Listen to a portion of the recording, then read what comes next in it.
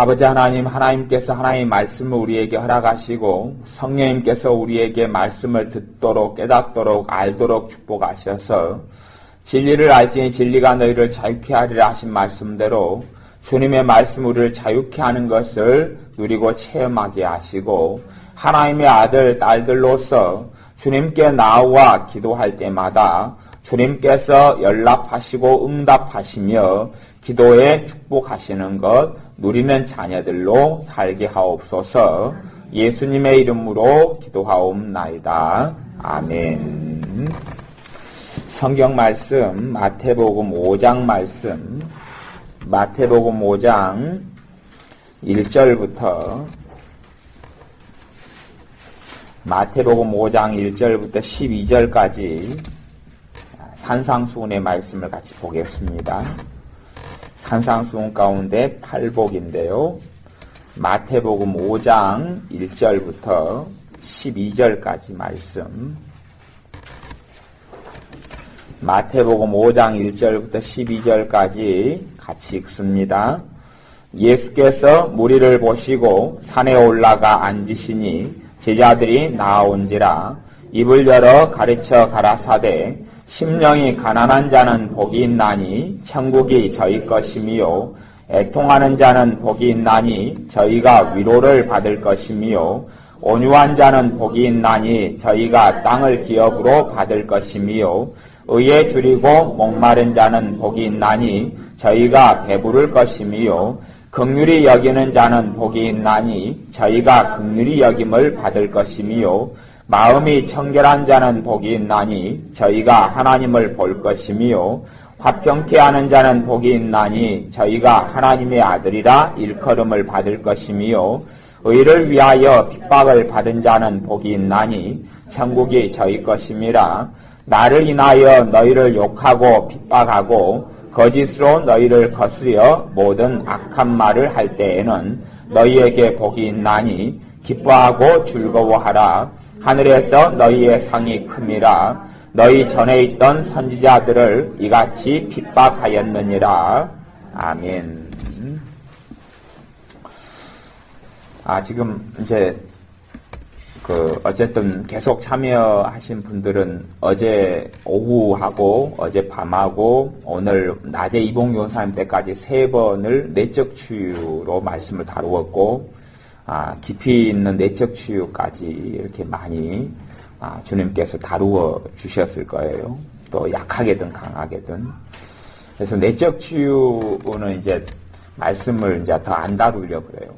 왜 그러냐면 보통은 이제 내적 치유 어떤 집회를 지금 내적 치유 집회로 모인 건 우리는 아니지만 내적 치유 집회를 하면 한 3박 4일이나 4박 5일이나 이렇게 집회를 하면 내적 치유 일반적인 집회에서는 이렇게 치유 사역으로 들어가는 것이 한 3박 4일 해도 마지막 날 잠깐 하고 말아요. 그리고 당연히 깊이 있게는 개인적인 사역은 할 수가 없죠. 할 수가 없고 그래서 일반적인 내적 치유 같은 집회에서는 저도 이제 그런 데를 좀 참여해보고 그랬으니까 흐름을 알죠. 또 근데 그런 데서는 이제 어떤 내적 치유에 대한 어떤 가르침들만 많이 해요. 그냥 그런 사례들, 경우들 그리고 뭐 성경에 있는 예들을 가지고 어떤 치유가 이렇게 되고 이런 상처들 때문에 이런 일이 벌어진다 그런 것만 많이 해요. 많이 하고 그리고 직접적인 치유로 들어가는 것은 그냥 별로 거의 없습니다. 그냥 없는 집회도 많이 있고요.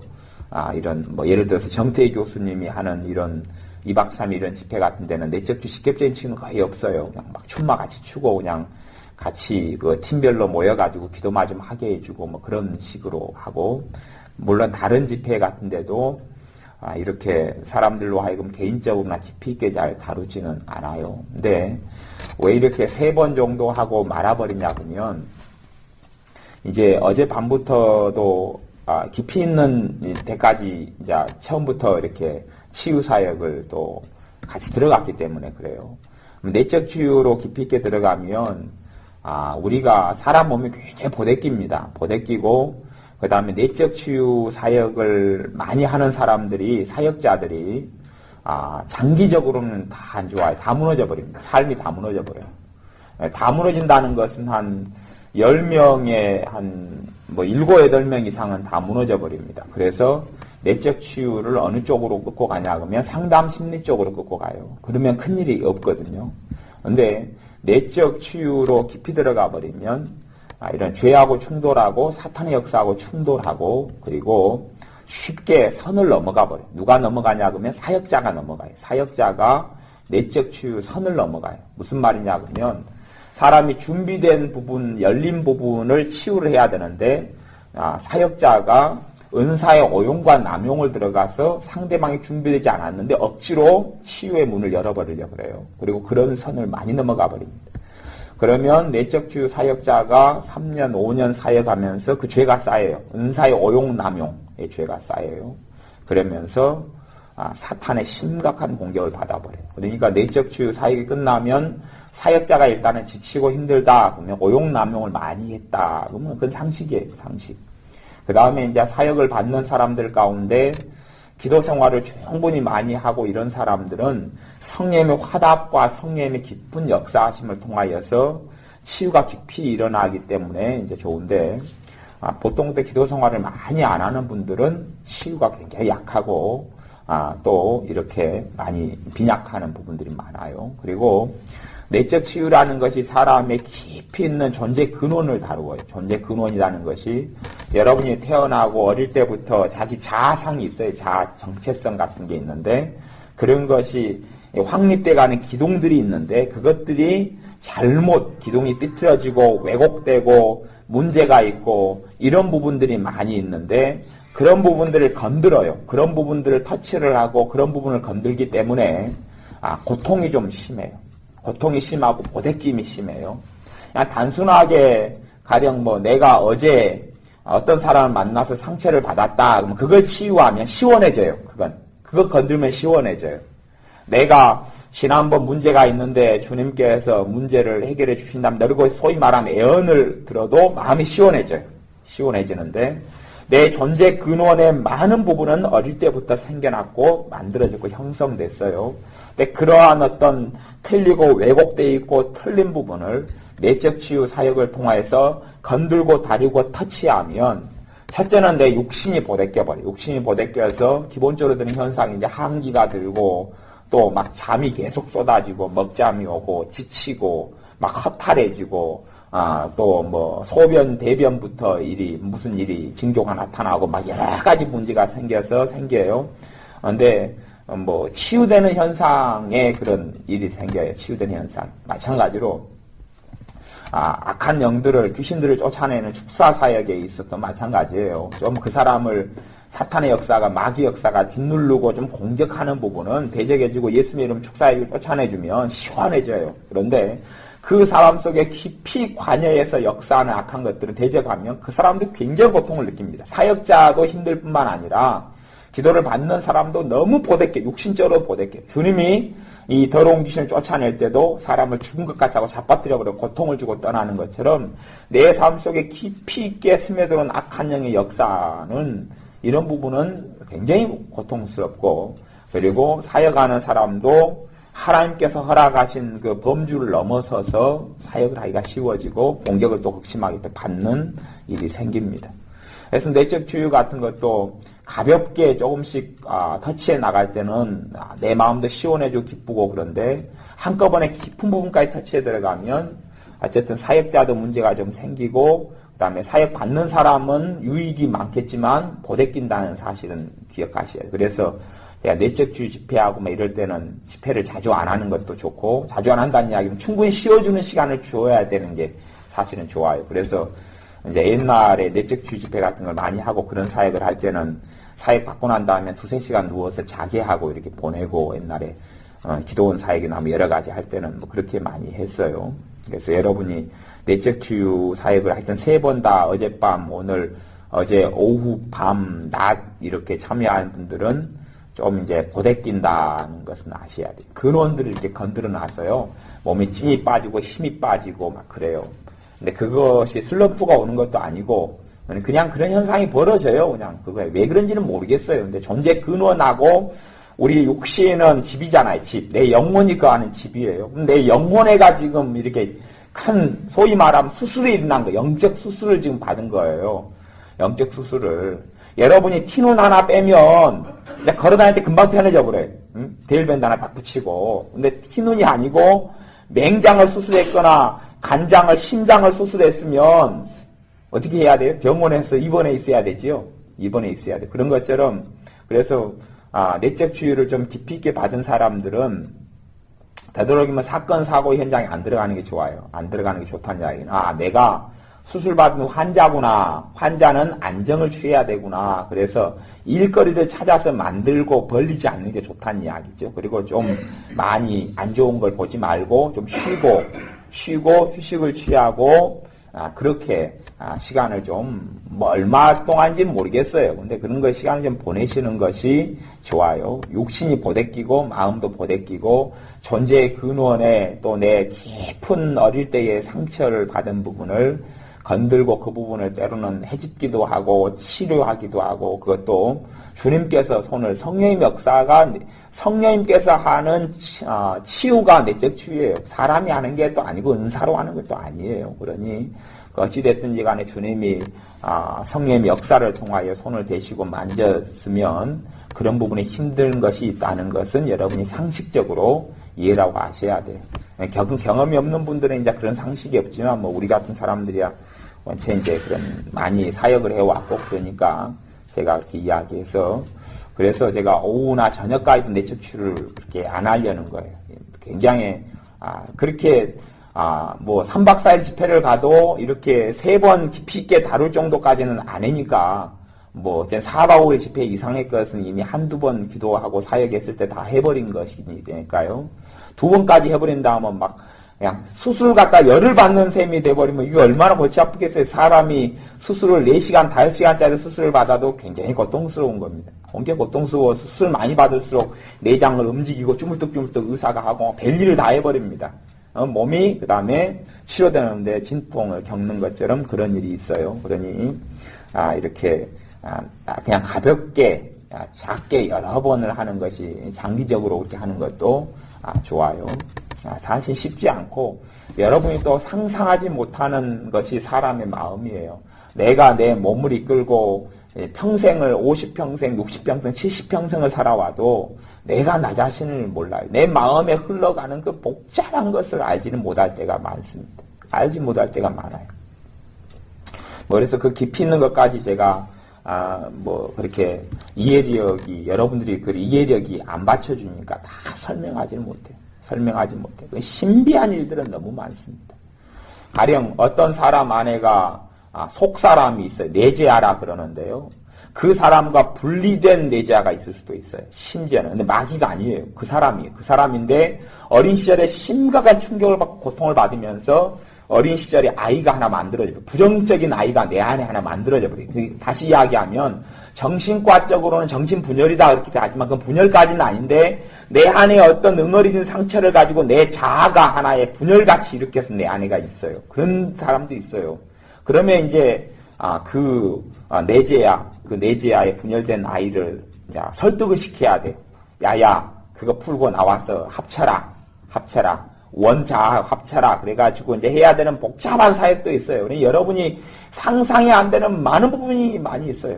이게 축사 사역만 아는 사람들 그게 귀신자고 쫓아내려고 그래요. 근데 나갑니까? 그 사람인데. 안 나가. 이 복잡한 일들은 여러분이 상상하지 못할 것이 많이 있어요. 근데 그까지는 어떻게 다루거나 하거나 그렇게 할 수는 없어요. 그래서 여러분이 상상할 수 없는 일들은 많이 있습니다.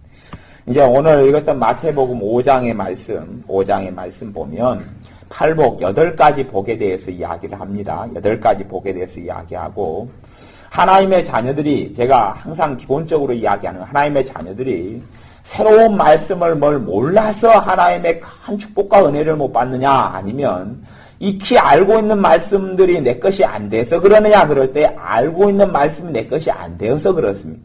알고 있는 말씀을 제대로 깨닫지 못해서 그렇고 알고 있는 말씀에 대한 곡해와 오해가 있기 때문에 그렇습니다. 알고 있는 말씀을 제대로 곡해하고 오해하고 깨닫지 못할 때는 그럴 때는 성령님께서 그 말씀을 통해 역사를 할 수 없고 열매를 맺을 수가 없습니다. 심령이 가난한 자는 복이 있나니 천국이 저희 것이며 이제 2가지 뜻이죠. 심령이 가난한 사람은 천국이 저희 것이다 는 것은 두 가지 의미가 있어요. 첫째는 하나님 나라에 가서 천국을 내 것으로 받는다 그 말이죠. 상속받는다 그게 첫 번째 뜻이고, 그 다음에 그것만 있으면 이 땅에서 믿는 사람의 고생만 진탕하다가 천국 갈 것만 기다리고 살아야 되는데 그건 아니고 두 번째 의미도 같이 포함하고 있어요. 그래서 이중적인 의미를 가지고 있어요. 구약 선지자들의 대부분의 예언은 그래서 이중적이고 다중적입니다. 그래서 천국이 저희 것이다 그런 의미는 이 땅 위에서 뭘 누리고 산다는 이야기예요. 천국을 누리고 산다 그런 이야기가 아니에요. 이 땅 위에서 천국을 누리고 산다. 그런 말. 이 땅 위에서 천국을 누리고 산다. 그리고 심령이 가난하다는 것은 무엇이냐? 심령은 마음이죠. 마음을 심령이다 그래요. 마음 안에가 뭐가 있다고요? 없다고요? 없다 그렇게 이야기해요. 마음 안에 뭐가 없다. 그러면 왜 천국이 되느냐? 마음 안에 뭐가 없으니까 마음의 주인 자리에 누가 차지하실 수 있어요? 100%를요? 주님이 차지할 수 있다는 거예요. 그러니 천국이 나타나죠. 내가 주님 안에 있고 주님이 내 안에 있으니 천국이 이루어지죠. 내가 천국이 이루어져요. 그래서 많은 믿는 사람들이 그러면 실제적으로 천국을 못 누리는 사람은 대부분이지요. 그러면 무슨 일이 벌어진 겁니까? 팔복 가운데 첫째 복이 나타난 거예요? 안 나타난 거예요? 안 나타난 거예요. 그러면 자기는 심령이 가난하다고 자기는 잘 믿고 있지요. 하지만 주님 보시기에 심령이 가난해요? 안 가난해요? 심령이 안 가난해요. 이건 주님의 표현입니다. 주님의 표현이에요. 마음이 안 가난하니까 마음이 부자냐 그런 것이 아니에요. 여기서 가난하냐 뭐가 들어있느냐는 그건 주님이 원치 않는 세속의 것, 세상의 것이 들어가 있느냐 그런 걸 이야기하는 것이에요. 이런 걸 이야기하는 것이지 그런 의미에서 가난하다 그렇게 이야기하는 것이에요. 주님이 원치 않는 것들이 마음 안에 잔뜩 쌓여있으면 쌓여있을수록 주님 나와 함께 해주세요. 함께 하셔도 남아있는 부분만 함께 하셔요. 남아있는 부분만 심령 속에 잔뜩 들어가 있어요. 그러면 자식이 예를 들어서 5명이 있어요. 5명이 있으면 5명의 자식에 대해서 걱정거리가 다 한두 개씩은 다 있지요. 그래서 자식에 대한 걱정거리가 내 마음에 들어와 있어요. 그러면 그것만큼 내가 천국을 누려요? 못 누려요? 못 누리죠. 못 누려요. 그러면 내가 자식이 5이 있는데 어떤 부모가 자식 걱정을 안 할 수가 있습니까? 주님! 그렇게 말할 수 있는 거죠. 그런데 주님이 뭐라고 그래요? 사도 바울을 통해서 너희 염려를 다 주께 맡겨버려라. 그런단 말이야. 주께서 너희를 권고하심이라. 너희 염려를 다 주님께 맡겨버리면 하나님 모든 지각에 뛰어난 하나님의 평강이 너희 마음과 생각을 뭐 하시리라? 지키시리라. 그 상태가 되면 심령이 가난한 상태가 되는 거예요. 자식 문제에 있어서 내가 가난하다. 근데 자식 문제에 있어서는 내가 뭘 누려요? 천국을 누리고 평강을 누린단 말이에요. 천국이 평강의 나라니까. 자식 문제에 있어서 평강을 누려요. 그런데 자식 문제를 내가 해결하려고 그래요. 자식의 주인 자리에 내가 서서.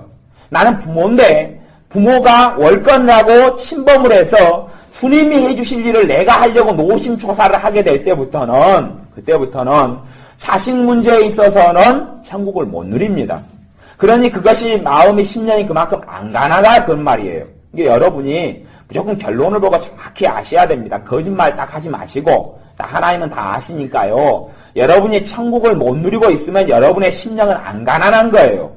그러면 가난하게 만들면 천국을 누릴 거 아닙니까? 그러니까 성경을 맨날 보고 그냥 심령이 가난한 자는 복이 있나니 천국 저희 것이다 막연하게 그렇게 생각하지 말고 주님의 말씀은 오늘 살아가는 나를 위한 말씀이지 나중에 여러분이 실컷 고생 진탕하다가 천국에 와서 위로받고 평안하게 살아 그런 이야기가 아니란 말이에요. 천국이 어디 있느냐? 천국이 너희 안에 임하였느니라. 그렇게 주님은 말씀하셔요.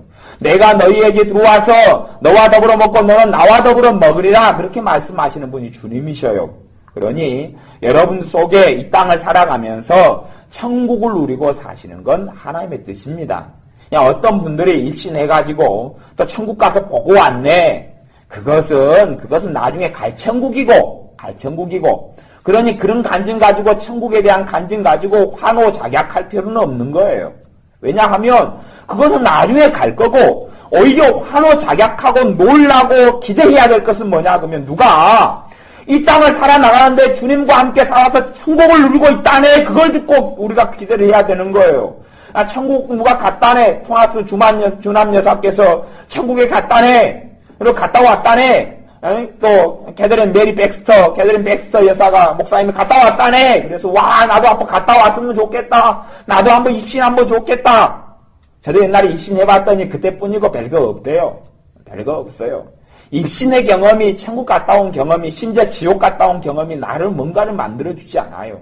좀 더 성경을 바로 알게 되고 좀 더 하나님의 말씀에 대한 믿음이 더 증가되는 데 도와주지만 정말 중요한 것은 죽어서 가는 천국은 나중에 다 하나님의 자녀는 다 가게 되는 것이고 이 땅에 있어서 우리가 하나님의 상급의 큰 상급이 어디서 결정되느냐 그러면 그것은 내가 주님과 동행하느냐의 문제고 동행하는 사람이 이 땅에서 그만큼 뭘 누립니까? 천국을 누려요. 우리 스테반 집사님의 돌에 맞아서 죽을 때도 얼굴은 뭐가 빛났어요? 광채가 빛났어요. 고난을 당하고 돌에 맞아 죽는데도 그냥 기쁨이 충만하고 성령님이 충만하게 역사했단 말이에요. 뭐 스테반 집사님 돌 맞아 죽으면서 천국이었어요? 지옥이었어요? 천국이었지. 천국이었단 말이에요. 천국. 주님이 십자가에 달리신 것하고는 다릅니다. 주님은 낮에 위에서 십자가에서 하나님께 버림을 받았어요. 낮에 위에서 버림을 받았으니 주님은 십자가에서 지옥을 겪고 계셨습니다. 그것하고 스테반 집사님이 겪는 것하고 다른 겁니다. 그건 아셔야 돼요. 주님이 나 때문에 하나님 나를 어찌하여 버리셨나이까? 주님은 버렸어요. 나 죄 때문에 독생자 아들을 버렸어요. 그게 주님께서 십자가에서 겪으신 거예요. 하나님과 분리가 돼버렸어요. 하나님 버려버렸어요. 그것 십자가에 일어난 일이고 그것을 겪는 것이 이 땅에서 그리스도인이 사는 거라고 생각하지 마십시오. 그거 아니에요. 다른 걸 이야기하는 거예요. 사람들이 이상하게 성경을 해석하는 사람들이 있는데 그런 사람은 제가 이야기하기를 노망이 났으니 병원에 가서 치료를 받으시라 권고하고 싶습니다. 스테반 집사님처럼 사는 것이 하나님 자녀가 사는 거예요. 돌에 맞아 죽더라도 봐보세요. 사도 바울이 빌립보 감옥에 갇혀 있으면서 그 사도 바울의 안에서 뭐가 충만합니까? 기쁨이 충만해요. 그래서 내가 말하니 너희가 다시 말하니 기뻐하라. 다시 말하니 기뻐하라. 너희에게 다시 쓰는 것이 내게는 수고로움이 없고 다시 말한다. 기뻐하라. 그래서 빌립보 감옥에서 쓴 서신은 옥중서신이다 그러고 그 주제를 기쁨의 서신 그렇게 말한단 말이에요. 사도 바울이 고난과 어려움과 핍박 속에 살았지만 그 안에는 말로 닿았음 기쁨이 넘쳤어요.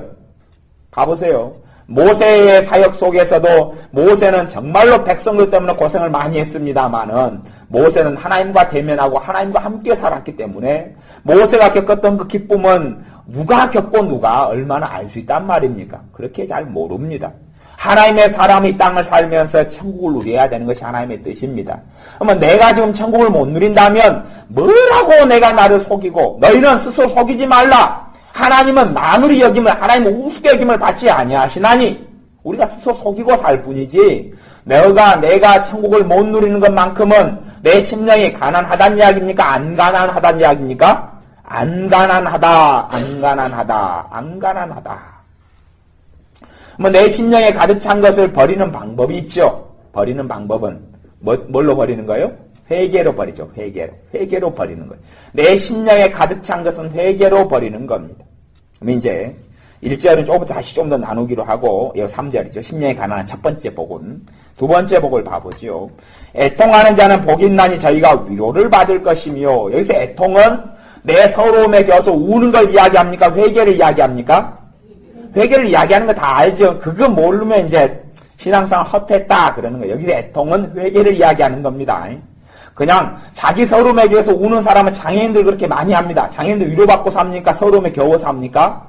그런 사람이 위로 못 받습니다. 장애인이든지 멀쩡한 사람이든지 애통하는 자는 복이 있는데 그 복은 위로를 받습니다. 하나님의 위로, 내 주님의 위로를 받습니다. 애통은 뭘 이야기하냐면 회개를 이야기합니다. 회개를 이야기해요. 많은 믿는 사람들이요. 회개는 서러워하는 것이다. 그렇게 경험을 가지고 있어요. 회개는 슬퍼하는 것이다. 애통이라고 단어가 나왔으니까. 회개는 막 우는 것이다. 그런데 그게 다 거짓말입니다. 전부 다 거짓말입니다. 그게 우는 것도 있고 서러워하는 것도 따를 수 있습니다만은 그것이 본질이 아닙니다. 왜냐하면 봐보세요. 여러분이 바르게 회개했다면 뭐가 나타나요? 위로가 나타나요. 위로. 하나님의 위로는 실제적입니다. 실제적.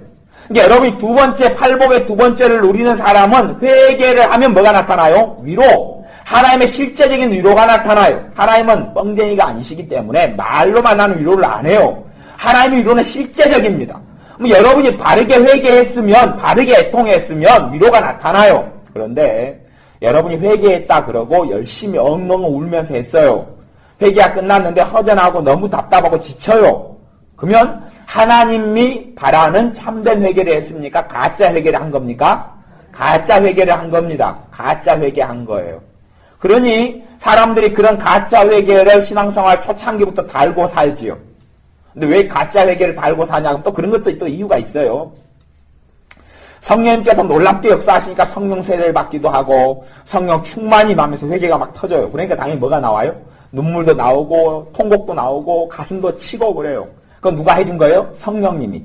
그 다음에 신앙생활 좀 하면서 그것이 회개라는 고정관념을 가져요. 그건 특별한 은혜라 그래. 특별한 성령의 역사예요. 항상 그렇게 되지는 않아요. 그래서 회개를 하는 중심이 있어요. 회개의 중심, 회개의 중심은 내가 울어서 용서받는 게 아니에요. 뭐 때문에 용서받는 거예요? 주님 때문에 용서받아요. 주님의 십자가 때문에, 주님의 보혈 때문에 용서받는 거예요. 내가 울건 안 울건 그거 이해하셔야 됩니다.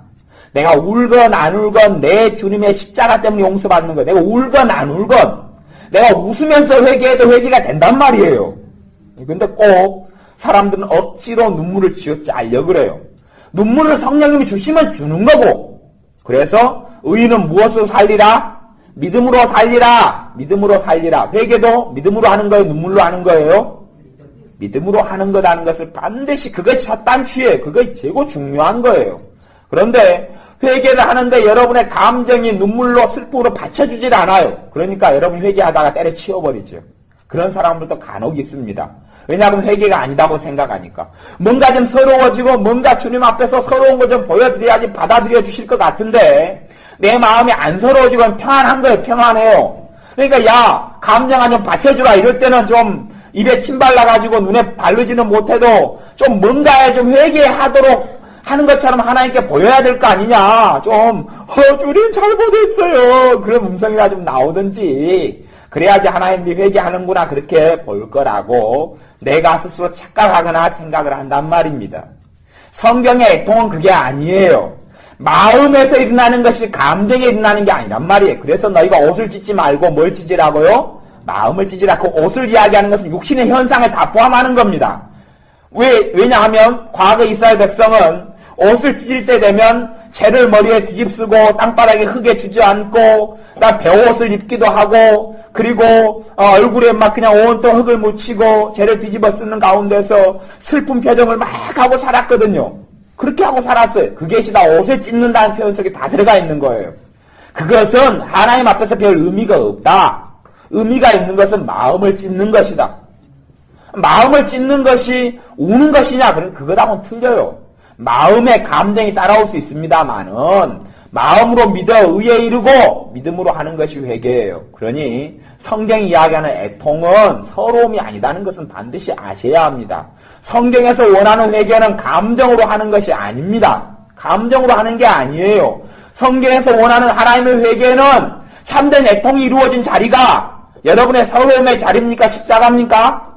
십자가에서 우리를 위한 애통이 이루어진 자리입니다. 십자가에서 우리를 위한 통곡이 이루어진 자리입니다. 십자가에서 우리를 위한 피가 흘린 자리입니다. 그러니 참된 애통은 십자가를 내 십자가로 받아들이고 주님의 십자가가 나를 위한 대속으로 구속으로 나를 위한 속죄로 받아들이고 주님을 의지해서 주님을 믿음으로 내가 회개하고 나아갈 때 주님의 피가 나를 깨끗게 한다는 것을 믿는 믿음으로 하는 것이 회개고 그런 바른 회개를 했을 때에 열매가 나타나지요. 두 번째 복이죠. 뭘 받아요? 위로를 받아요. 그러니 무수히 많은 믿는 사람들이 감정으로 회개를 해서 열매를 맺지 못했습니다. 그리고 감정적으로 살아온 사람들은 자기는 회개라고 생각하고 살지요. 하지만 하나님 받으시는 회개는 별로 못합니다. 감정으로 회개하는 사람은 더 깊이 신학적으로 제가 이야기한다면 자기의 의로 회개하는 사람이에요. 자기의 의로 이 모습이 돼야지 회개로 받아주실 것이다. 이렇게 해야지 회개로 받아주실 것이다. 어떨 때는 아합의 겸비함을 갖다가 붙이는 사람도 있어요. 아합이 회개할 때 되면 겸비함을 보이려고 천천히 걸어갔고 배옷을 입고 말도 거의 안 했을 것이고 밥도 안 먹었을 것이고 그래요. 그래서 그것은 아합이 하나님 앞에서 중심을 보이고자 외면도 나타났던 것이지 외면의 모습이 회개가 아니었던 거예요. 그런데 그렇게 착각해서 그런 식으로 뭔가를 보이려고 하는 것이 있는데 우리는 아합의 시대에 살지 아니하고 복음의 시대에 살고 주님의 십자가의 시대에 사는 거예요. 그러니 그걸 이해하고 아셔야 합니다. 그래서 참된 회개는 감정으로 하는 것이 아니다. 뭘로 하는 것이에요? 믿음으로 하는 것이다. 무슨 믿음요? 주님을 믿는 믿음, 나를 믿는 믿음이 아니에요. 여러분 자신을 믿는 믿음이 아니에요. 야, 내가 눈에 눈물 찍어 발랐고 지금 엉엉 울고 있으니까 회개 잘 되고 있잖아. 야, 좋다, 좋아, 좋아. 이럴 때 내 감정이 받쳐주니 얼마나 좋으냐. 그러려면 여러분이 연예인이 되셔야 돼요. 연예인은 연기를 해서 울어요. 시어머니하고 며느리 사이도 아닌데 시어머니가 짖뜯어요. 돈 받고 이제 연예인이기 때문에. 그리고 울면서 우는 흉내를 내려니까 진짜 울어야 돼요. 그지요? 진짜 울어야 되니까 연예인들마다 다 그 우는 비결이 있다 그래요. 어떤 연예인은 자기 옛날 사랑하는 남자하고 헤어진 걸 생각하면서 운대요. 그러면 울음이 잘 나고, 어떤 사람은 자기 아빠가 돌아가신 아빠 죽은 장면만 생각하면 눈물이 나. 그런 자기 비결을 가지고 있다 그래요. 근데 우리가 TV에서 보는 울음은 진짜 울음이에요? 가짜 울음이에요? 이게 진짜 울음은 진짜 울음이에요. 근데 TV에서 연속극에서 보는 그 상황 속에 우는 게 아니에요. 그냥 그 탤런트가 뭔가를 상상하면서 우는 거예요. 그냥 감정이입을 잘해가지고. 그러니까 진짜 울음은 진짜 울음인데 또 진짜 울음이 아니에요. 그런 거예요. 근데 우리도 그렇게 얼마든지 할 수가 있어요. 하나님께 가식적으로. 물론 TV를 보는 사람은 그 연예인이 정말로 운다고 다 많이 믿을 거예요. 그래서 저하고 사람들이 TV를 안 보려 그런다 그러니까요. 왜 안 보려냐면 연예인이 막 울면 제가 옆에서 이야기하죠. 드라마를 보면서 몰입을 떨어뜨리죠. 쟤는 뭘 생각하고 울까? 지 애인하고 헤어진 거 생각하면서 울까? 아니면 쟤네 1,000만 원 사기당한 거 생각하면서 울까? 아니면 자기 얼굴이 못생긴 거 생각하면서 울까? 이제 그렇게 이야기하면 드라마를 보면서 기분이 쫙 잡히죠. 막 몰입하고 있는데. 그래서 저하고 드라마를 잘 안 보려 그래요. 근데 믿는 사람들도 하나님을 자꾸만 속이려 합니다. 회개는 감정으로 하는 것이 아니고 뭘로 하는 겁니까? 믿음으로 하는 겁니다. 믿음으로. 여러분의 감정이 하나도 받쳐주지 않아도 주님의 십자가에 계속 바라보고 주님의 보혈 바라보고 주님의 사랑 바라보고 주님의 용서하심 바라보고 하는 회개는 받아들여집니다. 그리고 그 열매로 팔복의 두 번째 복이 나타납니다. 뭘 받습니까? 위로를 받습니다. 위로를 받아요. 위로를 받아요. 봐보세요.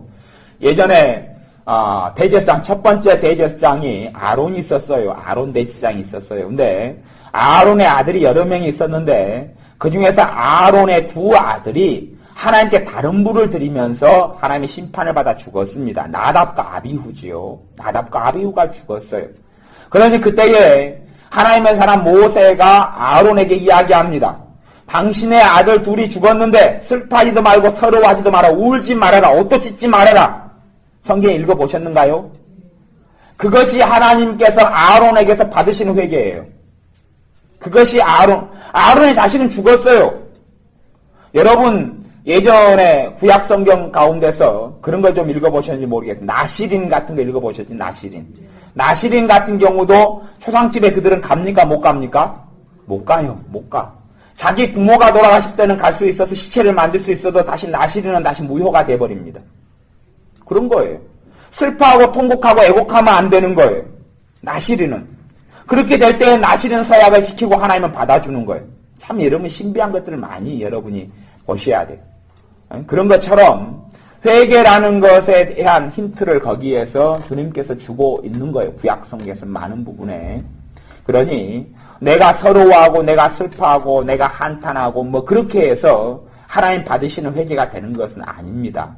그러나 실제로 많은 사람들이 자기의 본의에 자기의 중심적인 회개를 해요.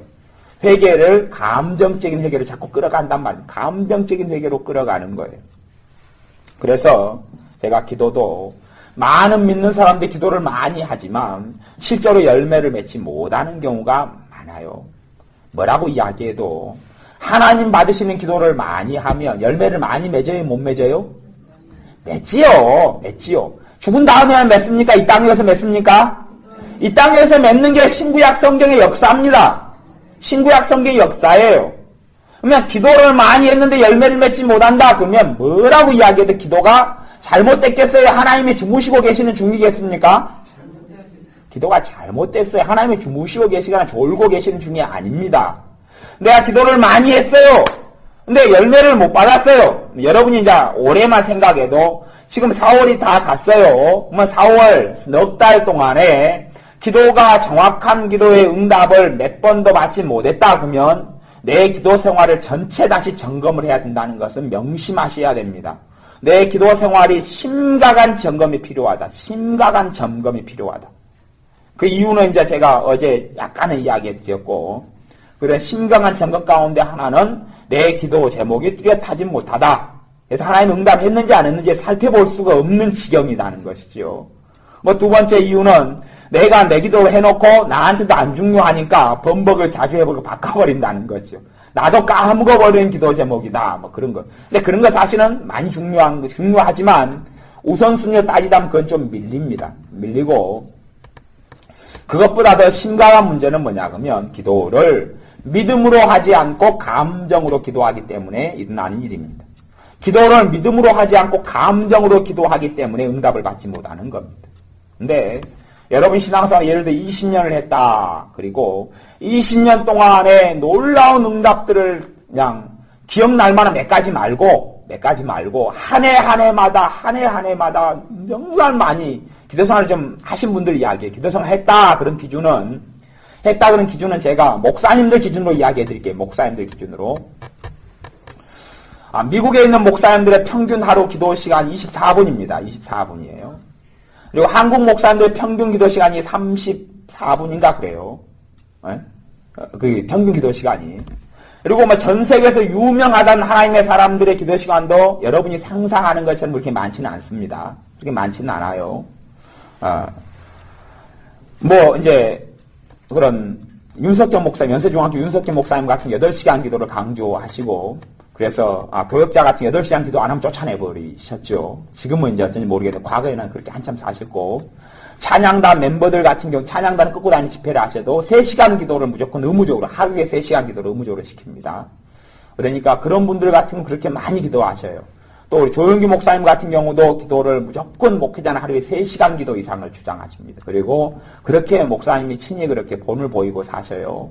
근데 실제적으로 목사님들의 목회자들의 기도 생활이 그렇게 많지는 않아요. 그리고 제가 이야기하는 건 그냥 다른 분을 떠나서 하나님께 크게 쓰임받고 있는 목사님들이 전 세계적으로 많이 있는데 그분들의 기도 시간이 뭐 이제 마이시 차부다 목사님 같은 경우에 뭐 금식기도 40일만 수십 번이고 20일 기도야 뭐 우순 100단위가 돼버릴 수가요 이제. 뭐 그러니까 그런 분들 이제 빼고 마이시 차부다 같은 분 따라가서 40일 금식기도 2005년 동안 해도 20번을 했고 아니면 20일 금식기도 60번을 했고 그러면 저와 여러분이 따라가려면 가랑이가 찢어져 버립니다. 그런 거 이제 특별한 금식의 은사를 또 받으시면 가능한 건데 금식의 은사가 또 있어요. 그런 게 있어요. 어쨌든 그런 것 말고도 하나님께 쓰임받는 귀한 하나님의 종들 가운데 하나님의 사람들 가운데 여러분이 상상하는 것과는 좀 다르게 기도 시간이 의외로 그렇게 별로 안 많은 사람이 많습니다. 안 많다는 이야기를 기준으로 해서는 30분이 안 된 사람이 많다 그렇게 이야기하는 거예요. 신기하지요? 여러분은 기도의 양에 비추어서 하나님이 쓰실 것 같지요? 이제 거기서 30분이라는 것은 기본적으로 내가 무릎 꿇고 정한 시간에 기도를 이야기합니다. 생활하면서 기도하는 것도 다른 것이니까. 생활하면서 주님과 교제하고 교통하고 버스 타면서 또 주님과 만나고 그런 거 다른 것이니까 그런 거 빼고 이야기합니다. 그건 다 개인적인 일이니까 그까지는 이제 깊이 있게 들어갈 수 없고요. 그러면 여러분이 생각하는 것과 다르게 그렇게 기도 시간이 작은 사람들인데도 놀라운 하나님의 살아계심과 역사하심과 축복과 응답을 받고 살아가는 경우가 많다. 그렇게 제가 이야기하는 거예요. 뭐 도대체 나는 그것보다 이제 그 정도 하신 분이나 아니면 나는 그것보다 기도를 많이 해서 하루에 1시간 하는데 나는 왜 더 못 누리고 살아가느냐 하는 그런 부분에 질문을 던지셔야 한다는 이야기예요. 그렇다면 그게 질문을 던져야 돼요. 그러면 그 질문에 대한 답은 이제 극단적으로 이야기할 때에 내 기도가 잘못됐든지 하나님이 주무시든지 하나님이 나를 안 사랑하지는 없으니까 하나님이 나를 안 사랑한다면 십자가에서 나를 위해서 주님을 돌아가시게 하실 이유가 없다 그랬지요. 주님이 십자가에 죽으신 것이 너희를 위한 내 사랑이다라고 이야기했으니까 그건 뭐 하나님 나를 안 사랑한다 그렇게는 절대 이야기는 못해요. 끝까지 봐버리면 그건 정말 믿음 없는 사람이고요. 그러니 제가 믿음이 있다는 기준에서는 하나님이 나를 안 사랑한다 이렇게는 절대 그건 믿음 전혀 없는 사람이고 그런 거는 볼 수가 없고 하나님이 내 기도를 안 듣고 좋으시고 계시다 그 정도 선에서 하나님이 좋으시느냐 내 기도가 잘못됐느냐 그걸 점검해야 한단 말이지요. 그러면 답은 뭐겠어요? 당연히 내 기도가 잘못됐다는 것이 답이지요. 기도가 잘못된 것 가운데 여러 이유가 있지만 그건 제가 몇 가지는 또 이야기했고 더 많은 이유가 있지만 그 중에서 가장 중요한 중심되는 이유 중에 하나로 제가 하나님의 자녀들의 삶 가운데 성도님들의 기도 생활 가운데 살펴본 것은 뭐냐 그러면 믿음으로 기도하지 않고 감정으로 기도하기 때문에 그렇습니다. 근데 자기는 감정으로 기도한 줄을 알까요? 모를까요? 아니 알면 그렇게 기도 안 했겠지요. 모르지요. 20년 기도 생활 해오면서 감정으로 대부분 기도해야 하는지 모르지요. 하나님은 그럼 왜 안 가르쳐줬을까요? 그것은 내가 마음을 열지 않으면 가르쳐줄 수 없습니다.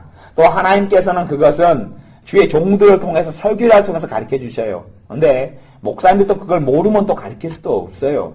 그러면 이제 감정으로 기도하는 것과 믿음으로 기도하는 것을 어디서 내가 확인을 해봐야 하느냐. 확인하는 지점이 있어요. 여러분이 확인할 지점이 있어요. 여러분이 기분 좋고 평안할 때는 그때 절대 모릅니다. 그때는 확인 못합니다. 근데 여러분이 낙담이 오고 절망이 올 때 기도를 해보셔야 돼요. 그때 되면 여러분의 이제 감정으로 했는지 믿음으로 했는지가 딱 드러나 버립니다. 여러분이 낙담이 오고 근심이 여러분의 마음을 사로잡았습니다. 절망이 사로잡았어요. 두려움이 여러분 마음속에 있습니다. 그리고 기도를 해보셔서 5분, 10분씩 기도하다 5분, 10분 도 하나님 이렇게 힘듭니다. 그러다가 이제 기도가 흐물흐물 돼버리면 여러분은 증거하신 거예요. 지금까지 뭘로 대부분 기도했다 100%는 아니겠지만 기도의 중심이 감정이었다고 딱 증거를 해버린 거예요. 거기서 확인이 돼버립니다. 근데 힘들고 내가 고통스럽고 어려울 때 기도를 해요. 기도는 누구 앞에서 하는 거지요? 내 주님, 내 하나님, 내 아버지 하나님 앞에서 하는 겁니다. 그러면 내가 아버지 하나님과 기도를 만나는 거지요? 이야기하는 거지요? 그러면 회복이 일어나요? 안 일어나요? 일어나죠? 마귀 그분들께서 얼마나 방해하나 했잖아요. 다 제껴두고 다 그런 거 별로 필요 없는 이야기고요. 이제 진정한 부분만 이야기합니다. 기도는 뭐라고 이야기해도 마귀가 하나님보다 능력이 셀 수가 없어요. 마귀는 천사들하고도 싸웠다가 지그들이 다 지지요. 그러니 마귀는 죄가 있는 곳에 능력을 발휘하는 것이지 하나님 앞에서 귀신을 비교할 수는 없어요. 내가 기도는 하나님 앞에서 하는 것이고 하나님과 만나는 것이니 내가 바른 기도가 됐다면 내가 믿음의 기도가 됐다면 내가 서러움과 답답함과 슬픔을 가지고 하나님께 나아갔어요. 근데 사람마다 답은 없지만 마음을 추스르는 데 시간이 걸리죠. 믿음으로 하는 데 시간이 걸리기 때문에 답이 없다 그렇게 이야기하는 거예요. 근데 한 2분 지난 다음에 마음의 슬픔이 도망가기 시작해요. 그러면 그 사람은 믿음으로 하고 있는 사람이에요. 근데 어쩌다 그런 일이 한번 벌어지면 어쩌다가 믿음으로 한 거예요. 그러죠? 여러분의 마음에 기도할 때 항상 마음이 평안하고 좋고 이런 상태에서 기도 시작하는 사람 별로 없을 겁니다. 왜냐하면 내 삶 속에 걱정거리, 염려거리는 좋은 일보다 훨씬 많이 생기기 때문에 많이 생겨요. 그건 신자나 불신자나 마찬가지예요. 다 마찬가지예요. 그런데 그래서 하나님의 사람들은 굳은 일이 생겨도 굳은 일이 마음을 차지하지까지는 않습니다. 주님의 평강이 내 마음을 지키기 때문에. 근데 평상시에 마음이 덜 가난한 분들은 금방 차지하지요. 어찌됐든 간에 그래서 내가 감정으로 기도하느냐 믿음으로 기도하느냐 확인하는 시점은 내가 힘들 때 기도를 해보셔야 돼요. 여러분이 슬럼프에 올 때 특별히 여자분들은 한 달에 한 번 정도는 꼭 시험하실 수 있어요. 아직까지 이제 여자로서 기능을 하시는 분들은 그 한 달에 마술에 걸리는 날들이 찾아오시면 그 며칠이 그잖아. 일주일도 그렇고 그러면 그때 되면 다 시험하실 때 육신이 힘드니까 마음도 힘들지요. 그때는 이제 실험하실 때 그러면 제가 이제 진실을 이야기해 드릴게요. 진실 중에 하나를 이야기해 드릴게요. 그 여자가 마술에 걸리는 것이 예를 들어서 내가 힘든 마술을 한 5일을 한다. 그럴 때 믿음으로 그때 기도를 해버리면 힘든 마술 5일에서 이틀, 3일로 끝나버리고 줄어들어 버립니다. 하루로도 줄어들어 버리고 아니면 힘든 육체의 고통이 사라져 버리기 시작합니다. 그것은 하나님의 사람들이 많이 겪은 거예요. 다 겪은 거예요. 왜냐 그러면 그런 마술들의 고통도 어디서 시작됐느냐 그러면 하와 할머니가 죄지어서 해산한 수고하고 그 고통도 그것서 많이 왔어요. 그렇기 때문에 주님은 나를 위해 저주를 담당해 주셔서 내가 믿음으로 그때의 기도를 좀 많이 하는 사람들은 그 경감돼 버리고 사라져 버리고 약해져 버리고 있는 듯 없는 듯 넘어갑니다. 그건 제가 많은 하나님의 사람들이 겪었다. 그리고 그들의 간증을 대신해서 이야기 드리는 겁니다. 남자기 때문에 저는 한 번도 경험해 본 적이 없습니다. 그래서 그쪽으로 마술 걸리는 날에 제가 응답을 받아본 적은 없습니다. 제가 마술을 한 번도 안 걸렸기 때문에요. 이건 아실 거예요. 하리수 그분도 마술은 한 번도 안 걸리셨다고 그러더라고요. 어찌됐든 간에 여러분들이 그래서 내가 슬럼프에 빠지고 힘든 날 그럴 때 여러분이 지금까지 기도를 뭘로 했느냐를 점검을 그때 해볼 날이에요. 해봐야 돼요. 그래서 여러분이 걱정거리가 생길 때를 기다리셔요. 기다리셔서 내 기도의 정체를 확인해 보리라. 그리고 여러분이 정말 믿음으로 많이 했다면 어느 날에 그냥 완전히 로또복권 가치는 아니더라도 그냥 하나님의 축복이 쏟아져 버리는 일들이 벌어지겠죠. 왜? 기도가 다 응답됐다 한꺼번에 하나님이 쏟아버릴 테니까 감당 못할 축복을 쏟아버리겠죠.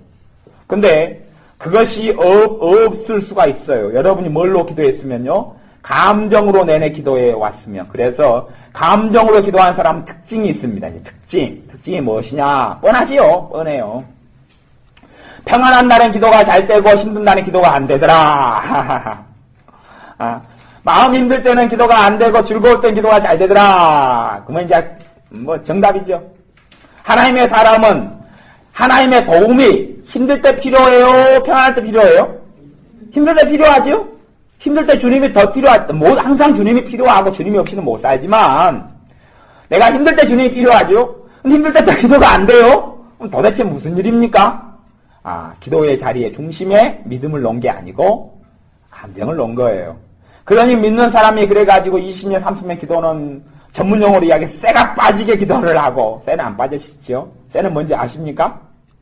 혓바닥을 쇠라고 그럽니다. 열심히 입으로 놀리면서 기도를 하니까, 우리 전라도 사투로 쇠가 빠지게 기도를 했는데, 열매를 못 거둔 거지요. 입이 아프고 혀가 아플 정도로 열심히 방언을 하시든, 우리나라 말 기도를 하시든, 기도를 했는데, 쇠가 빠지게 하셨는데, 열매를 못 거둔 거예요. 왜요? 감정으로 기도했기 때문에 그랬다. 감정으로 기도했기 때문에 그래요.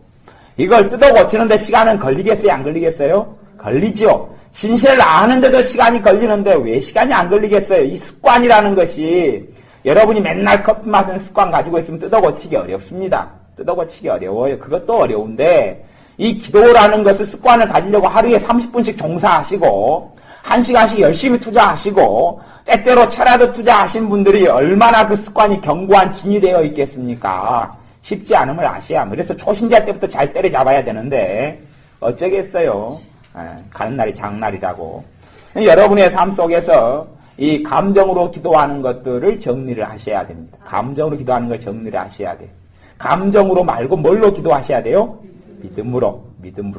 내 감정은 받쳐주든 안 받쳐주든 기도할 때는 감정은 신경 쓰지 마셔야 돼요. 처음 출발점이 그렇습니다. 기도할 때는 감정은 지 혼자 놀라고 내비두세요. 맨날 같이 노셨잖아요. 감정하고 같이 맨날 놀아주느라고 여러분 일을 많이 하셨으니까 여러분 나이 때까지 감정하고 놀아줬으면 이제 기도할 때는 니는 혼자 놀아라 그래야 한단 말. 혼자 놀아라. 그리고 기도를 하셔요. 그렇게 하다 보면 조금 지나서 성령님께서 여러분의 감정을 통해서 함께 기도를 역사해 주셔요. 조금 있다가 감정이 역사하기, 움직이기 시작해요. 그건 괜찮아요. 그러면 문제가 없어요. 근데 감정을 가지고 나가버리면 감정이 성령님의 자리를 차지해버립니다. 실제로 이제 진짜로는 그런 일이 벌어집니다. 감정이 성령님의 자리를 차지하기 때문에 성령님께서 역사를 안 합니다. 100% 역사를 안 하는 게 아니고 조금 역사해요. 조금 역사해서 여러분의 기도는 평안하게 했을지 몰라도 열매는 거의 맺히는 게 없더라. 응답은 거의 되는 게 없더라. 하나님 말씀 진리기 때문에 야고보서 1장 말씀에 어떤 기도만 응답받습니까? 감정의 기도요, 근심의 기도요, 의심의 기도요. 1번 감정의 기도, 2번 의심의 기도, 3번 믿음의 기도. 믿음의 기도. 그러면 하나님께서는 약속하신 하나님께서 진실하신 하나님께서 진리신 하나님께서 우리가 감정의 기도나 의심의 기도 했는데 응답을 주실까요? 안 해주실까요? 해주시면 하나님은 거짓말쟁이가 되는 겁니다. 해주시면 그때부터 하나님이 아니신 거예요. 이해되세요? 이해하셔야 됩니다. 믿음의 기도가 아닌 나는 하나님은 응답하실 수가 없습니다. 하나님은 하나님이시니까. 하나님은 진리의 하나님이시기 때문에 믿음의 기도가 아니면 하나님 조금 타협해 주시죠. 세상에 타협이 없는 게 어디 있습니까? 옛날에 초등학교 때 학비를 냈을 때가 있었죠. 학비를 냈을 때가 있었는데 엄마가 아들에게 학비가 또 50원이었는데 30원을 줬어요. 30원을 줬어요. 그래서 학비 내라고 그랬어요. 그랬더니 엄마 50원이요 50원. 옛날에 돈이 굉장히 귀할 때 50원인데 왜 30원만 줘요? 엄마가 그랬어요. 야, 애누리 없는 장사가 어딨냐? 다 깎아라. 엄마도 지금 시장 장사하는데 깎지 못하니까 이제 다 깎으면 돼. 30원 깎아가지고 30원에 학교 선생님이랑 쇼부를 봐라. 그랬어요. 쇼부가 뭔지 모르시죠? 그런 게 있어요. 전문 용어입니다. 어쨌든 간에 하나님하고도 이렇게 깎으려는 타협이 되느냐? 그건 안 됩니다. 하나님하고는 그게 안 됩니다. 하나님 스리슬렁 기도 아니니까 의심도 섞고 감정도 섞고 전체로 섞어서 짬뽕으로 만들어 드릴 개밥으로 제가 만들어서 드리는데 하나님이 알아서 찰밥으로 비빔밥으로 만들어 잡수십시오 할 수는 없다는 이야기입니다. 믿음의 기도가 응답된다. 이건 절대 진리입니다. 절대 진리. 타협이 불가능한 절대 진리입니다. 거기서 하나님이 거짓말 하실 수가 없는 겁니다.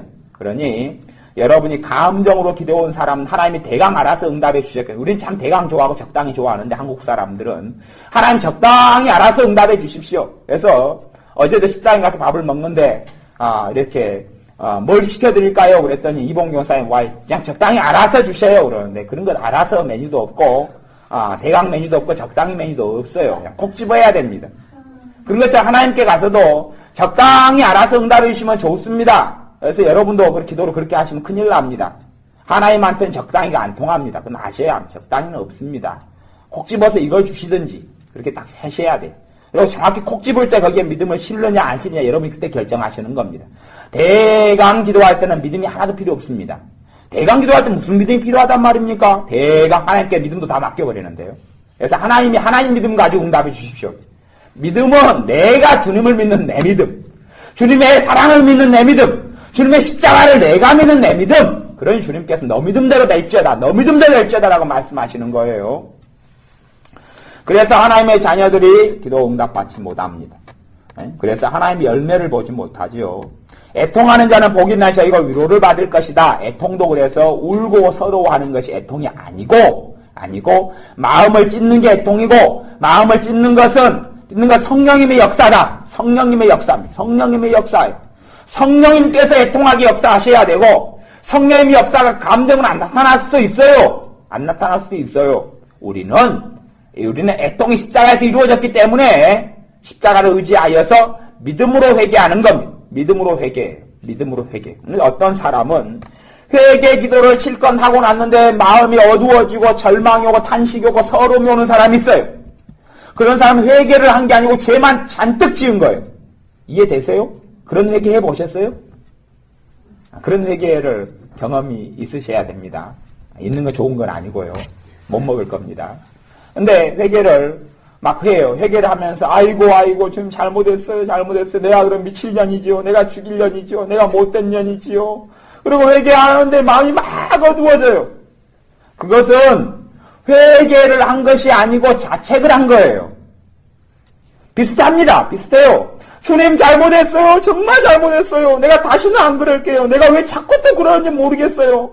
내가 어제도 그랬다가 또 회개했다가 그제도 그랬다가 또 회개했다가 내가 왜 자꾸 그러네요. 주님 나 좀 불쌍하게 해주세요. 회개가 아닙니다. 그거. 자책입니다. 자책. 자기 연민. 바른 회개는 애통이죠. 뭐가 생깁니까? 위로가 생겨요. 바른 회개는 회개가 끝나고 성령 충만이 나타나고 기쁨이 나타나고 기쁨은 없어도 평안이 있고 믿음이 생기고 힘이 생긴단 말이에요. 그러니까 많은 사람들이 그래서 제가 기본이 항상 중요하다. 기본이 중요하다. 팔복은 다 알아요. 교동문에서도 우리 교회도 몇 번씩 항상 1년에 여러 차례 읽습니다. 그냥 팔복 많이 읽습니다. 기본인데도 불구하고 이 복을 못 누리고 살지요. 못 누리고 살아. 못 누리고 살면서 믿음은 좋아서 대강 덮어씌우는 믿음. 나는 누리고 있다. 아멘. 뭘 누리고 있습니까? 쥐뿔이요. 못 누립니다. 팔복을 못 누린다. 팔복을. 주님이 이야기한 팔복을 못 누려. 너무나 귀중한 거니까 하나님께서 합력하여서 모든 믿는 사람마다 다 귀에 쟁쟁하게 들리고 초신자들 좀 신앙생활 할 때도 다 알게 되는 말씀. 하지만 애통을 통하여 위로를 못 누립니다. 회개를 통하여 위로를 못 누립니다. 왜냐하면 믿음으로 하는 회개가 아니고 십자가 의지해서 하는 회개가 아니고 자기 삶을 돌아보면서 자기를 정죄하고 자기를 정죄하는 회개라는 것은 자기 의를 의지하는 회개예요. 자기 의를 의지하는 회개. 자기가 하나님 앞에서 잘 한 달 동안 살아온 것 같아요. 회개도 기분 좋게 할 수 있습니다. 그렇죠? 그러면 회개에 끝나고 힘이 안 빠집니다. 자기 의를 잘 의지했거든요. 그런데 봐보세요. 여러분이 한 달 동안 기도생활 잘했어요. 한 달 동안 신앙생활 잘했어요. 한 달 동안 퀴즈도 안 빠지게 했어요. 한 달 동안 봉사도 열심히 했어요. 한 달 동안 기도도 너무 잘 됐어요. 그리고 회개할 것을 깨달았어요. 회개를 해요. 회개가 잘 되겠어요? 잘 안 되겠어요? 잘 되지요. 잘 되죠. 당연히 잘 돼요. 저도 한 달 동안 신앙생활 잘했으면 회개할 때도 큰 소리 치고 회개할 수 있습니다. 하나님, 제가 열심히 사시는 거 다 아시죠? 한 자락 깔고. 그리고 하나님 이것도 잘못했습니다. 더 새롭게 하실 줄 믿습니다. 그리고 또 믿음도 생겨요. 소위 말하면. 그래요. 근데 회개가 필요한 지점은 내가 내 의로 서지 못할 때고 회개가 필요할 때는 내 힘으로 넘어지고 무너질 때 회개가 필요하겠어. 그때 회개라는 것은 회개를 통하여 주님이 나를 새롭게 하시는 게 회개예요. 그거 이해되시죠? 그건 다 기본적인 겁니다. 기본이 최고 중요한 거예요. 회개를 통해서는 내 힘으로 안 되는 걸 주님이 해주시는 게 회개예요.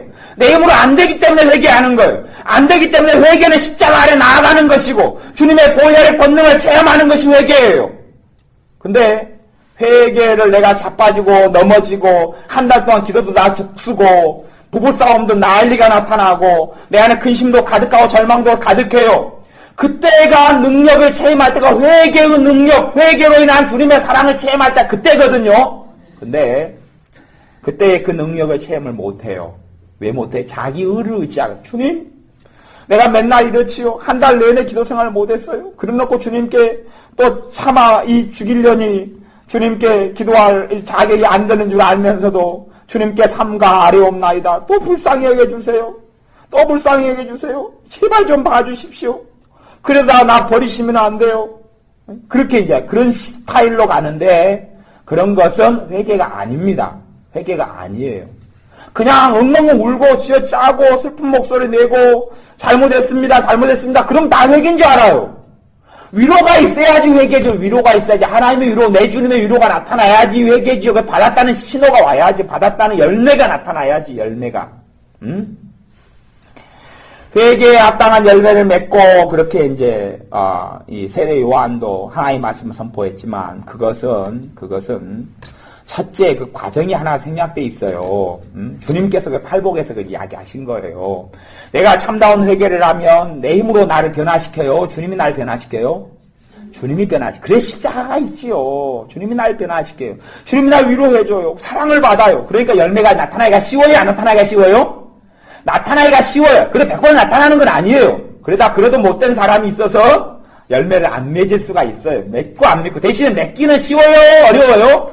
쉬워진다 그 말이에요. 쉬워진다. 나 때문이 아니고. 그래서 은혜가 오니까 순종하기가 쉬워져요? 어려워져요? 쉬워져요. 그걸 이야기하는 거예요. 은혜가 오고 사랑이 오고 기쁨이 오니까 기쁨이 왔어요. 기뻐하기가 쉬워져요? 울기가 쉬워져요? 기뻐하기가 쉬워진다. 그런 이야기하고 같은 거예요. 같은 거예요. 그러니 바른 회개를 한 사람들은 하나님의 위로가 온다. 이게 두 번째 팔복의 두 번째예요. 여러분이 바른 회개를 한 사람은 바른 회개 그래서 감정으로 회개하는 사람은 바른 회개가 아니에요. 여러분이 감정으로 회개하실 때 되면 제가 나중에 1000원샵에 가서 1000원짜리 물통을 하나씩 사드릴게요. 물통을 보면요 빨대가 있는 물통이 있어요. 그래서 여러분이 회개하실 때 감정으로 하시려거든 이렇게 간이 이렇게 침 바르고 이렇게 하시면 좀 추접하잖아요. 물통에 빨대다는 물통으로 눈에 따르게 부으셔요. 이렇게 천연참사 하나 하들 때 부으면 막 철치치 흘러내리잖아요. 그래서 하나님 보시지요. 막 닭똥같이 흘러내립니다. 그렇게 하시란 말이죠. 똑같은 거예요. 똑같은 거. 하나님 앞에서 원맨 쇼예요. 딸아, 아들아, 쇼쇼쇼다 쇼쇼쇼. 옛날 프로그램 허참이가 쇼쇼쇼 했던가 옛날에 있잖아요. 쇼쇼쇼다. 야, 내 앞에서 정말 내가 너 연기를 볼 때 너무 재밌다. 그렇게 해서 하나님의 마음을 즐겁게 해드릴 수 있을지는 몰라도 내 삶 속에 열매를 맺지 못합니다. 내 삶 속에 열매를 맺게 되기는 어려워요. 하나님의 자녀가 그래서 참다운 회개로 나아가야 합니다. 그리고 이제 이 회개를 통하여서 내 마음에 있는 것들을 치운다 그렇게 말했어요. 그래서 심령이 가라앉게 되는 사람이 뭘 누려요? 천국을 누리죠. 심령 안에 가득 찬 걸 뭘 통해서 내어버리는 거예요? 회개를 통해서 버리는 거예요. 그래서 제가 다시 두 번째 복을 이야기했다가 다시 첫 번째 복으로 돌아가는 거예요. 이해를 하셔야 됩니다. 그러니까 제가 그냥 심령 안에 가난케 된 사람은 천국을 누려요. 무조건 천국을 누려요. 왜냐하면 여러분은 예수님을 주님으로 모신 사람이잖아요. 가난케 된 자리에 누가 역사하실 수밖에 없어요. 내 주님이 역사하실 수밖에 없어요. 비었으니까. 비이지 않으니까 그렇고 비우게 하는 방법은 회개밖에 없다 그렇게 이야기한 거예요. 근데 그냥 팔복에서 한 번째 복만 이야기하면 회개하라. 그래서 여러분 식으로 해버릴까봐 제가 걱정이 생겨서 노파심이 생겨서 그런 노파심이. 여러분 식으로 해버리면 비워지는 거예요? 더 차는 거예요? 더 찰 수가 있어요. 더 찰 수가 있어요. 더 차요. 내 과거의 서러움을 다시 끌어와 버려요. 내 과거의 슬픔을 더 끌어와 버려요. 내 과거에 더 내 자신의 잘못된 선택, 내 과거의 실수, 실패, 절망, 낙담을 회개를 통하여 되새김질해요. 연예인처럼 울어야 되잖아요. 울어야지 회개라고 생각하는 사람은, 착각하는 사람은 울거리들 생각을 해내야 되잖아요. 기도하면서 팽팽팽 돌아가는 거예요. 그냥 그래야 눈물이 나니까. 성령님 울게 해주시면 울어도 내가 울게 하면 안 된단 말이에요. 내가 나를 울게 하면 큰일 나는 거예요. 여러분 마음은 서글퍼지고 힘들어지고 고통이 생기고 번민이 생길 수밖에 없어요. 그건 하나님이 원하시는 회개가 아니란 말입니다. 그래서 하나님의 자녀가 심령이 가난한 사람은 천국을 누린다. 첫 번째 복. 그 복을 여러분이 누리셔야 합니다. 마음속에 차 있는 것은 어떻게 버려요? 회개를 통해서. 회개도 그래서 제가 바른 회개를 이야기해 줬어요. 바른 회개. 조셉 얼라인의 참된 회개 이런 책들이 다 있어도 거기서 이야기하는 회개는 삶을 바꾸는 것 이런 식으로 이야기하는 것이지요. 그런 것이지 실제적인 회개를 이야기해줘. 실제적인 회개.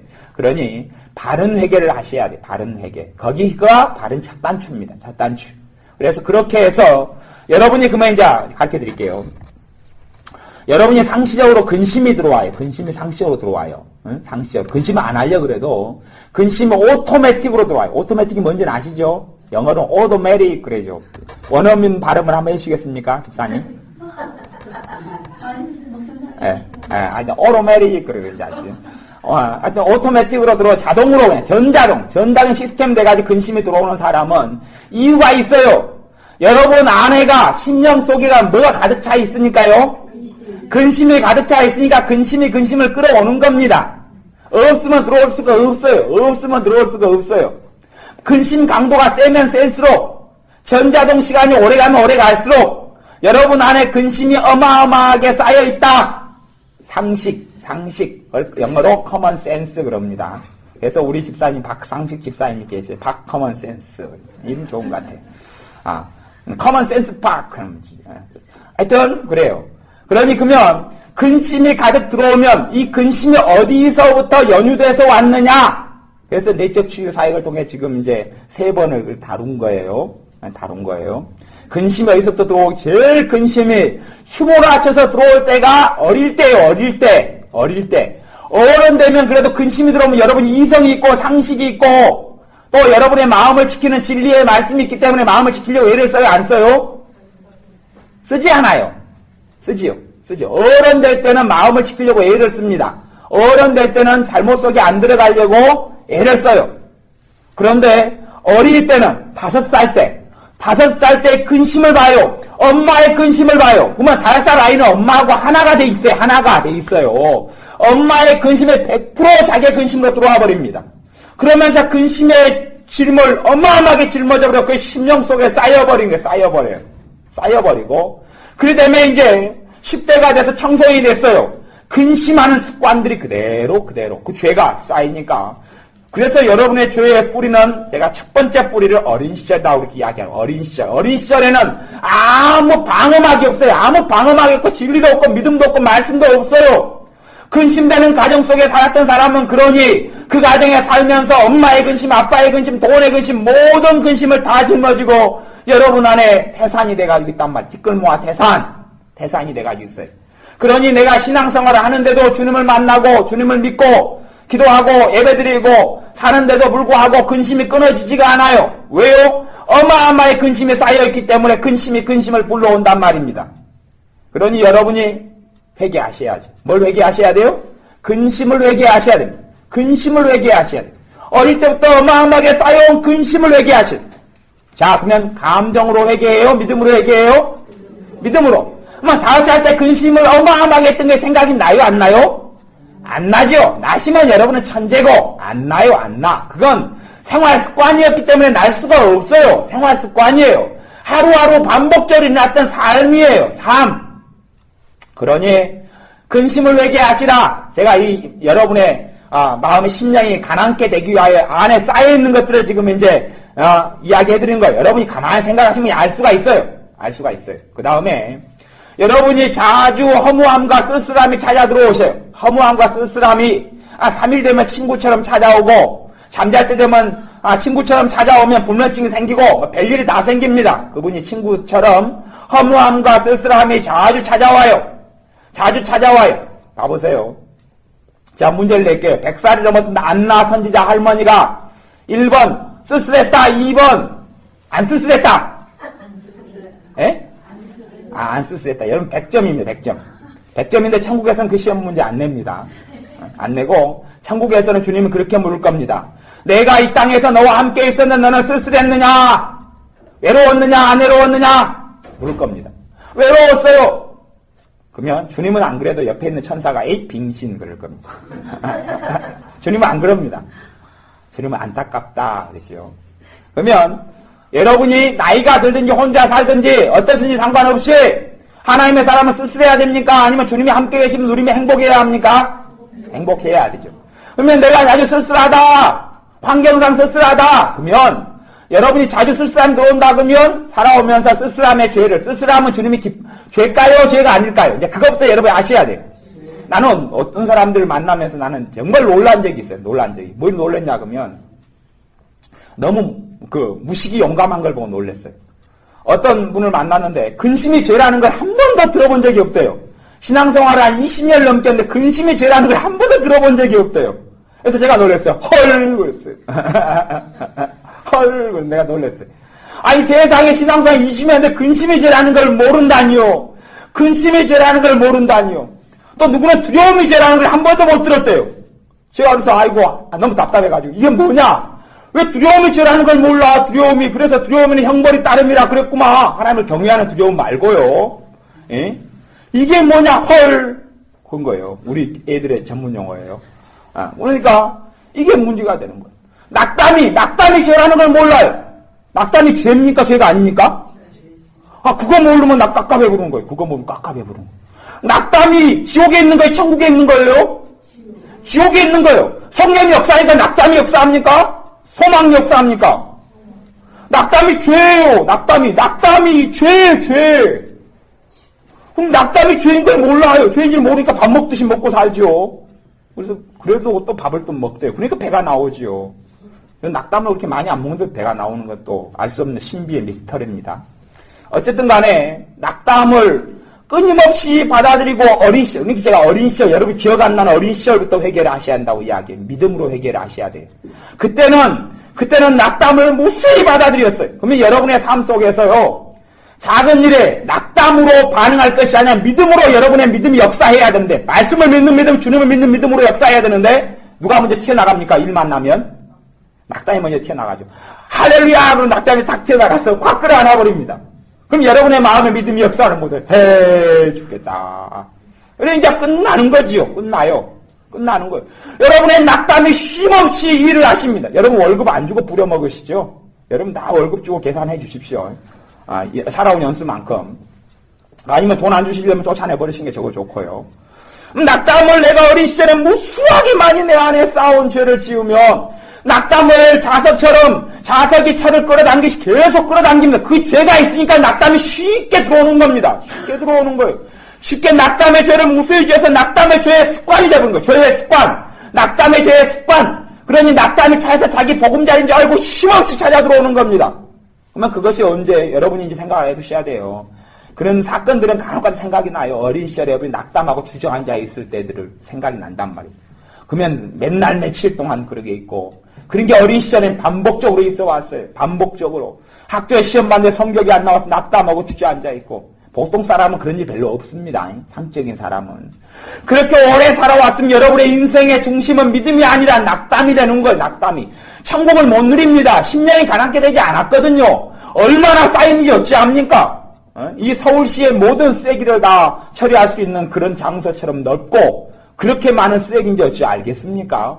쉼없이 많이 무한한 마음이란 공간 속에 심령이란 공간 속에 도대체 뭘 얼마나 담았는지 어찌 안단 말입니까? 그러니 여러분 안에 상시적으로 찾아오는 손님 그분이 여러분 안에 집주인으로 계시다는 것을 꼭 기억하셔야 됩니다. 상시적으로 외로움이 찾아오면 여러분 안에 외로움이 주인으로 계신 거예요. 외로움의 죄가 어마어마하게 쌓여 있는 겁니다. 여러분 안에 절망과 낙담이 찾아오면 어린 시절부터 심지어는 그래서 내적 치유할 때는 태아 치유까지 하는 이유가 그렇습니다. 그러니까 태아 치유는 제가 별로 하고 싶은 건 아닌데 어쩌다가 성님 인도하실 사람은 해야 되지만 봐보세요. 태아는 엄마하고 하나가 돼 있습니다. 하나가 돼 있어서 엄마가 절망을 해요. 그러면 태아가 느껴요? 안 느껴요? 다 느끼죠? 요즘에 그냥 과학이 발달해서 그냥 과학으로 그냥 100% 다 그냥 정확해버린 겁니다. 그것을. 그러면 엄마가 절망을 해요. 그러면 태아가 있으면서 절망을 고스란히 10달 동안에 고스란히 끌어안아버립니다. 그러면 똑같이 절망을 엄마가 했어요. 그러면 엄마가 받는 충격이 클까요? 태아가 받는 충격이 클까요? 태아가 받는 충격이 10배 이상 큽니다. 10배 이상 커요. 그러면 태아가 그때부터 말씀대로 이야기한다면 절망의 죄를 지은 겁니다. 몇 달 동안요? 10달 동안 끊임없이. 엄마의 절망의 심장의 고동소리, 엄마의 초조하는 피가 돌아가는 소리 다 받아들이면서 그 절망을 끌어안은 거지요. 지금을 살아나는 여러분은 태아 시절에 그런 것도 죄로 인식하고 정확히 아시고 그걸 내 죄로 알고 처리하셔야 돼요. 여러분 몸이 이제 가지고 살았는데 여러분이 처리하셔야지. 여러분 쓰레기 전담반 있는 건 아닙니다. 여러분이 정리하셔야 되죠. 뭘 통해서요? 참된 회개. 참된 회개는 믿음으로 주님의 십자가를 의지하고 주님의 사랑을 의지하고 주님의 보혈을 의지하여 하는 회개. 그러면서 믿음으로 회개하시고 처리하셔야 됩니다. 그러니 참 안타까운 것은 어릴 때 태중의 상처를 많이 받은 사람이 이 땅을 험하게 살아나간다는 거예요. 그런데 하나님의 자녀는 험하게 살아나갈 필요가 없습니다. 십자가에서 종지부가 찍혔어요. 해결할 수 있습니다. 해결할 수 있어요. 처리할 수 있어요. 간단하게 지금 처리하는 방법을 제가 가르쳐드리잖아요. 간단하게 가르쳐드리는 거예요. 내적 주의에서 태아 치유를 깊이 안 들어가더라도 여러분이 그냥 간단하게 많이 처리해갈 수 있어요. 보통 때. 복잡하지 않아요. 간단하지요? 성경이 뭐가 어렵습니까? 성경 말씀 간단합니다. 말씀 복잡한 게 아니에요. 간단해요.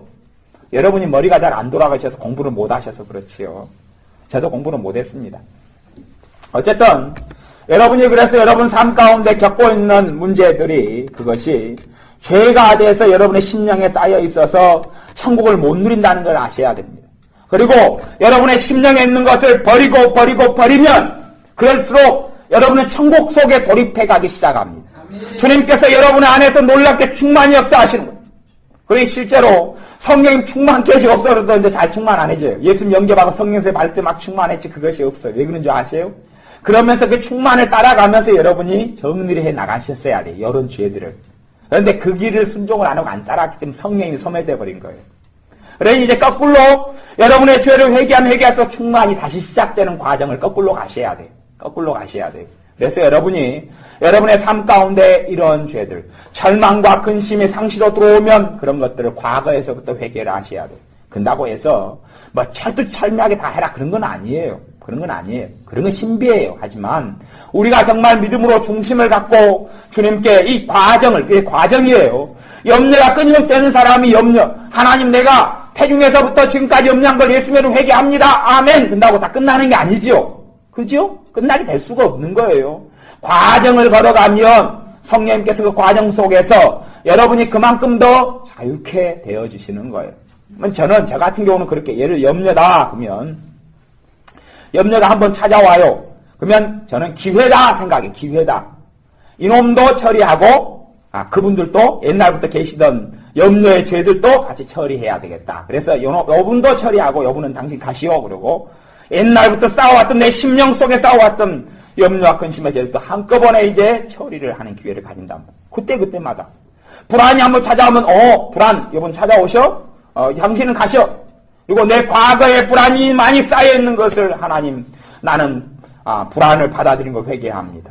나는 불안할 사람이 아니라 주님으로부터 인하여서 나는 내 삶이 든든한 사람이고 그리고 믿음의 고백이 다 회개가 되는 거예요. 나는 주님으로 인하여서 불안이 아니라 주님의 도우심을 누리고 살 사람인지를 믿습니다. 이런 주님의 사랑을 나는 믿습니다. 그게 다 회개예요. 그것이. 그렇게 나아갈 때 이제 불안이 내 안에 옛날부터 싸워왔던 불안이 빠져나가기 시작하고 사라져가기 시작해. 그리고 그만큼 주님이 내 주님 되시는 천국을 누리고 살아갑니다. 그러니 여러분이 제가 팔복에서 2번째까지밖에 못했는데 나머지는 다 알아서 읽고 해석하시고 그러니 여러분 속에 참된 회개를 통하여 천국을 누리셔야 합니다.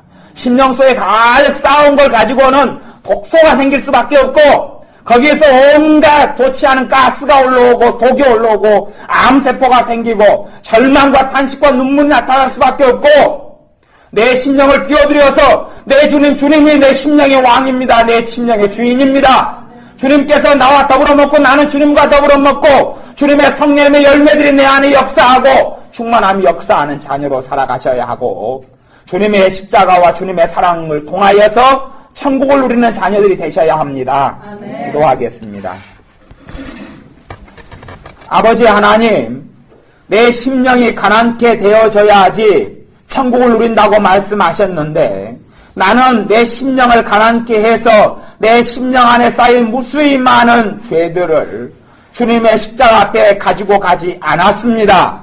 그래서 내 심령을 가난케 하지 아니했사오니 우리의 무지함과 어리석음을 용서해 주옵소서. 하나님의 자녀가 천국을 누리지 못하는 것이 내 사랑하는 주님의 고통이고 근심인 것을 아오니 이제는 주님의 근심을 덜어주는 자녀들 되게 하여 주셔서 우리의 삶 속에 있는 이런 짐들과 아픔들과 눈물들과 서러움들과 절망과 탄식들을 끌어안고 사는 자녀가 아니라 내 사랑의 주님 앞에 가져가서 다 쏟아버리는 자녀들 되게 하셔서 주님의 천국을 이 땅 위에서 누리며 주님의 함께하심 누리며 성령의 충만케 하심 누리며 주님의 응답하심 기도의 응답하심 도우심 축복하심 건강케 하심 자유케 하심 누리는 자녀들 되게 하여 주옵소서.